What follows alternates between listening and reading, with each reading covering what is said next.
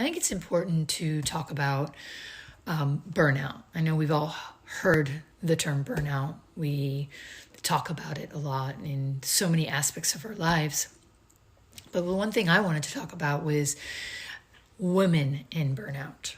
Yeah, there is different age brackets for sure. I think when you're younger, you can fill the gaps and all the space and time that you have with lots of things.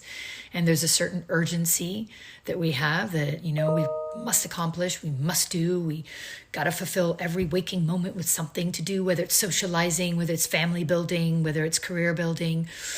And there's all those pressures. And I guess we are able to take them on a little bit more when we're younger, but they accumulate. That lack of energy starts accumulating, especially if you're not sleeping right or hydrating right or, having your downtime.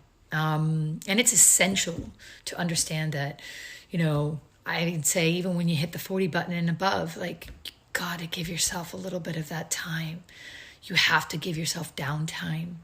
You do. I've learned that the hard way. And I realized that every week I have to take that agenda, that calendar and all my meetings and look at it and be like, where can I just fit in some downtime, some me time?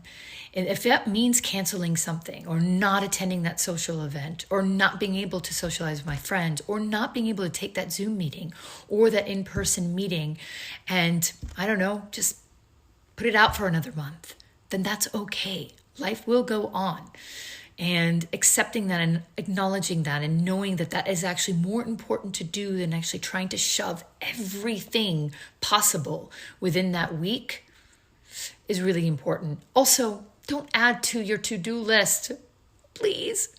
Okay, I've also just learned this technique of just realizing that I could every day add to my to-do list probably 10 other things to do.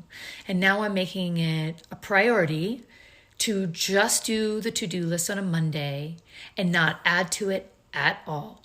And just do what I need to do that week. Oof. It's been a bit of a game changer and it has helped.